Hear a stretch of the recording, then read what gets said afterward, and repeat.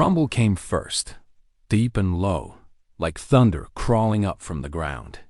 Evelyn Hart put down her teacup, the china trembling in the saucer. Within seconds, that low hum turned into a full-blown roar that swallowed her quiet little neighborhood whole. Dozens of engines, not just one or two. The sound of something unstoppable rolling straight toward her house. What happens next will leave you speechless. This is Hidden Heroes, where ordinary people discover courage in the most unexpected moments. Before we dive in, tell us in the comments, where are you watching from tonight? Evelyn moved to the window, her hand trembling as she peeled back the curtain. The street outside looked like a chrome thunderstorm had landed right on her prize-winning roses. Motorcycles, big, black, and gleaming, lined the road from curb to curb. 50 of them, maybe more. And the men beside them? Leather, tattoos, and faces that looked carved from stone. They didn't shout. They didn't rev their engines anymore. They just stood, an ocean of silent power. At the front of that tide was a man built like a lifetime of storms, tall, broad, a beard down to his chest. Eyes sharp, though his expression was calm. He stopped at the base of her steps and looked at her door. Evelyn's heartbeat quickened. She was 83 years old, too old for surprises like this. She wanted to reach for the phone but didn't. What would she even say? There's a biker army on my lawn? It sounded insane. Then came the knock. 3 deep, deliberate thuds. Not aggressive, yet full of authority. A knock that didn't ask to be answered. It expected to be. Evelyn's hand shook as she turned the knob. The door opened just enough for her to see him. That mountain of a man. "Evelyn Hart?" he asked. His voice was low, like gravel in a drum. "Yes," she whispered. He nodded once. "You fed a dog yesterday." Her confusion deepened. "What?" "You fed a stray," he clarified. Behind the rusted wheel, Evelyn blinked. Yesterday suddenly didn't feel so far away. Her morning walks were sacred, her little ritual of calm. Down Pine Avenue, past the old park, looping near the industrial zone before heading home. That's where she'd seen him, a dog, skinny as a rake, trembling beside the dumpster behind the rusted wheel bar.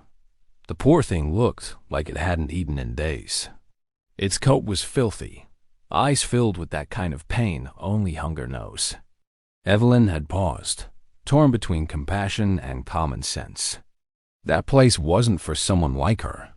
But when the dog shivered again and gave out the weakest whine, her heart made the decision before her feet did. She'd unwrapped her lunch, half a turkey sandwich, and tossed small pieces toward him. Slowly, carefully, she'd earned the dog's trust. His ribs showed, his tail barely moved. But after 10 long minutes, he took the food from her hand, and for the briefest moment their eyes met. It wasn't just hunger she saw. It was gratitude. That's when she noticed the car. A sleek black sedan parked across the street, too polished for this rough area.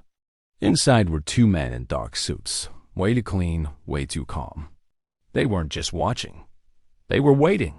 Then one of them got out, checked his gold watch, and muttered to the driver, "Final warning. Make an example."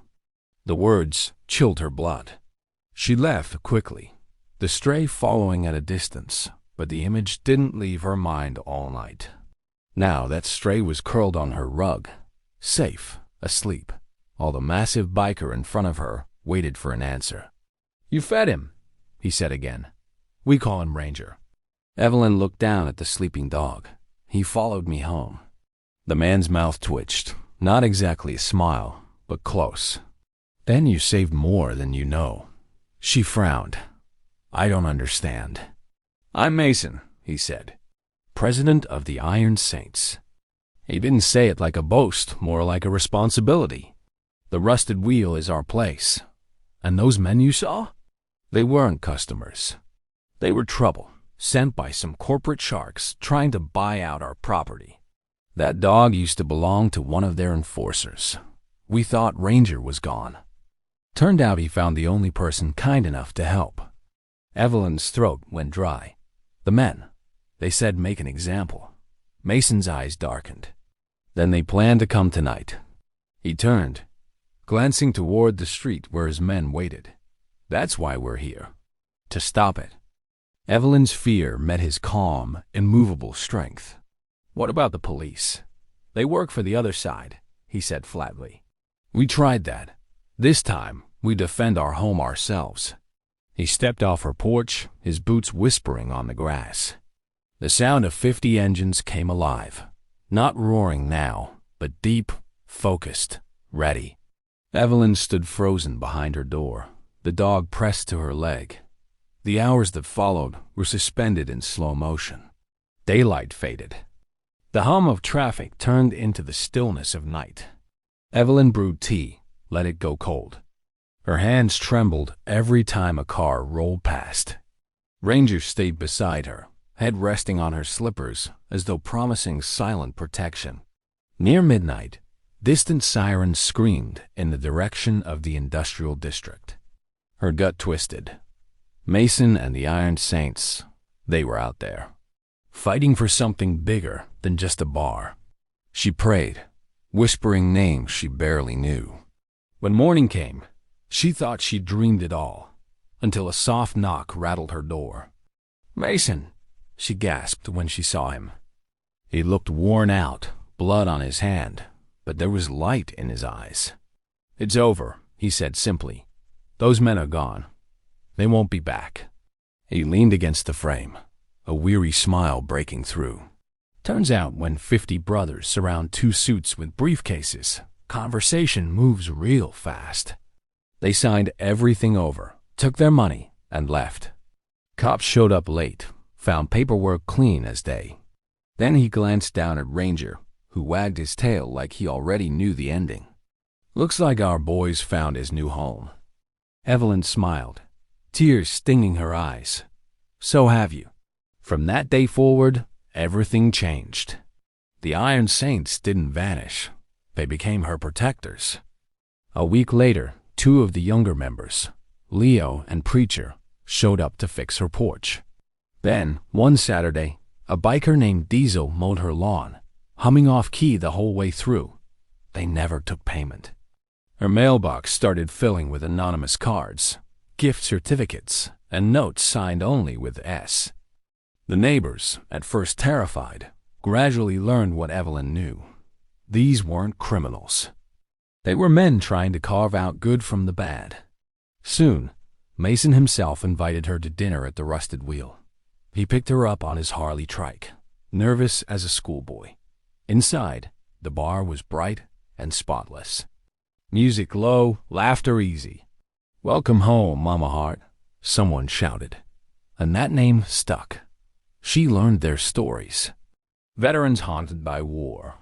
Ex-mechanics with nowhere left to belong. Men who'd been thrown away by the world until they found brotherhood behind the Iron Saints patch. Evelyn's kindness had somehow turned a gang into a family. Ranger became the club mascot, his fur shiny now, and yes, he even had his own tiny leather vest. Over the years that followed, Evelyn became their heart. Mason stopped by every Sunday for tea.